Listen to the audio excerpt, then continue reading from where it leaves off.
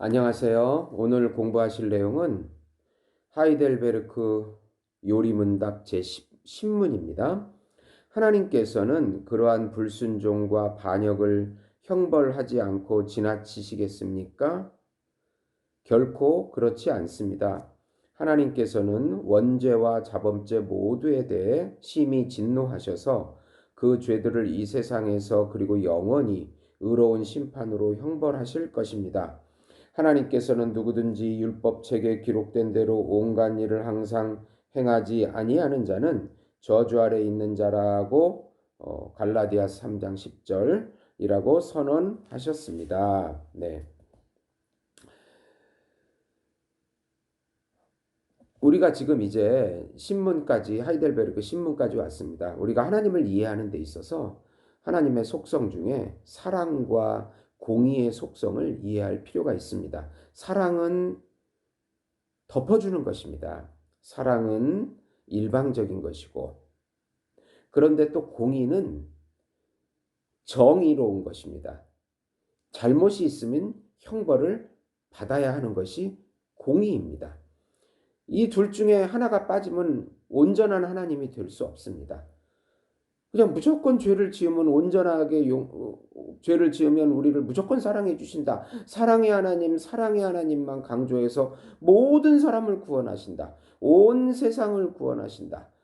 결국은 제2의 구원이 있을 것이다. 막 이렇게 나가면 그거는 인간이 원하는 하나님입니다. 그리고 또 반대로 무조건 형벌을 주는 하나님이다. 뭐에 대해 무조건 사랑이 없고 무조건 형벌을 받아야 된다. 이거는 굉장히 그 율법주의적인 그런 성향이라고 볼 수가 있겠습니다. 네. 그렇게 되면은 진짜 우리 인간 사회에서 만약에 무조건 공의만 주장한다면 얼마나 메마른 사회가 되는지 알 수가 없습니다. 우리가 죄를 지으는 건마다 하나님께서 무조건 막 심판하시고 그 즉시 심판하시고 하면 살아날 사람들이 아무도 없습니다. 이 세상에서 하나님 앞에 하나님의 그 전능하신 눈 앞에 살아 있을 수가 없습니다. 네. 이게 또 공의의 성품인 것입니다. 근데 하나님은 사랑이시고 공의로운 하나님이십니다. 우리는 아담의 후손으로 태어나가지고 죄가 두 가지입니다. 아담의 타락으로 인해서 우리가 창조될 때 원죄를 타고납니다. 그 원죄는 또 자범죄를 낳는 것입니다.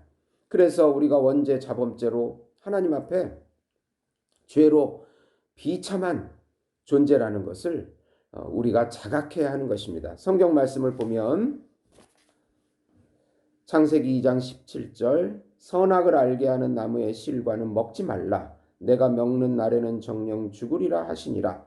출애굽기 20장 5절 보시면 그것들에게 절하지 말라. 그것들을 섬기지 말라. 나 여호와 너의 하나님은 질투하는 하나님인즉 나를 미워하는 자의 죄를 갚되 아비로부터 아들에게로 3, 4대까지 이르게 하거니와.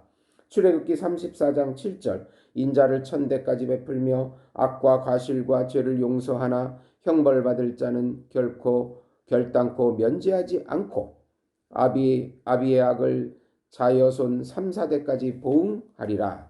시편 5편 4절 5절 보시면 주는 죄악을 기뻐하는 신이 아니시니 악이 주와 함께 유하지 못하며 오만한 자가 주의 목전에 서지 못하리이다. 주는 모든 행악자를 미워하시며 시편 7편 11절에서 13절이요 하나님은 의로우신 재판장이시며 매일 분노하시는 하나님이시로다. 사람이 회개치 아니하면 저가 그 칼을 가르심이여 그 화를 이미 당기어 예비하셨도다. 죽일 기계로 또한 예비하심이여 그 만든 살은 화전이로다. 나홈 1장 2절 여호와는 투기하시며 보복하시는 하나님이시라. 여호와는 보복하시며 진노하시되 자기를 거스리는 자에게 보복하시며 자기를 대적하는 자에게 진노를 품으시며. 로마서 1장 18절 하나님의 진노가 불의로 진리를 막는 사람들의 모든 경건치 않음과 불의에 대하여 하늘로 쫓아나나니 로마서 5장 12절. 이러므로 한 사람으로 말미암아 죄가 세상에 들어오고 죄로 말미암아 사망이 왔나니 이와 같이 모든 사람이 죄를 지었으므로 사망이 모든 사람에게 이르렀느니라. 에베소서 5장 6절. 누구든지 헛된 말로 너희를 속이지 못하게 하라. 이로 인하여 하나님의 진노가 불순종의 아들들에게 임하나니. 히브리서 9장 27절. 한 번 죽는 것은 사람에게 정하신 것이요 그 후에는 심판이 있으리니. 네. 그래서 하나님은 공의의 하나님인 것을 분명 말씀해주고 있습니다. 마지막으로 신명기 27장 26절.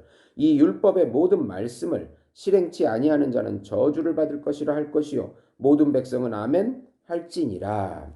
그래서 모든 우리 인류는 하나님의 공의적 형벌을 마땅히 받아야 되는 존재입니다.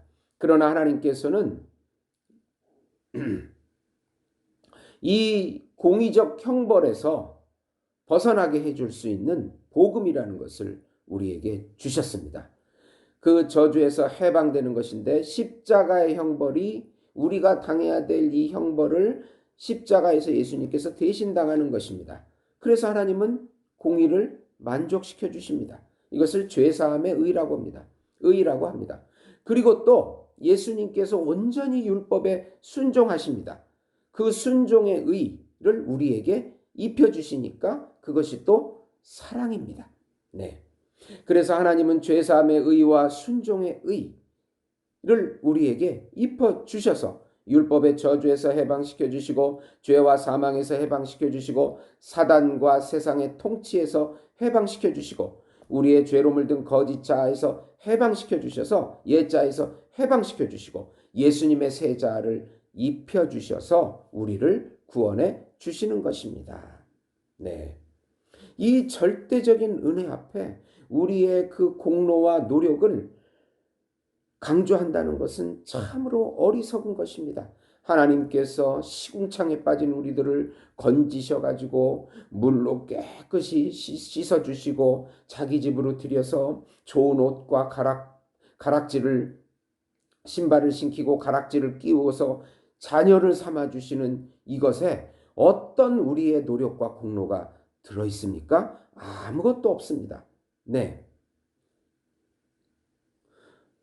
그런데 자꾸 알미니안 계통의 사람들은 내가 그렇게 해야 하나님이 은혜를 주신다.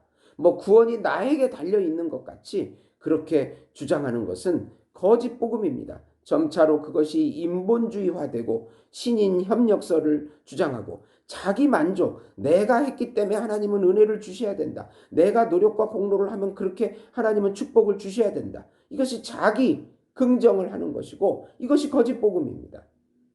철저하게 우리는 죄와 비참함에 있다는 것을 깊이 깨닫고 예수 그리스도를 절대적으로 의존하고 나아가야 하나님을 올바로 만나고 은혜를 입을 수가 있는 것입니다. 그래서 오직 은혜입니다. 그리고 하나님의 절대 주권적인 은혜입니다. 네. 그 은혜 앞에 우리는 순종하는 것입니다. 우리에게 고난이 와도 순종하고 또 잘돼도 감사하고 그런 모든 하나님의 섭리를 인정하고 그 은혜 앞에 무릎 꿇고 우리의 모든 삶을 하나님께 드리는 것입니다. 들어주셔서 감사합니다.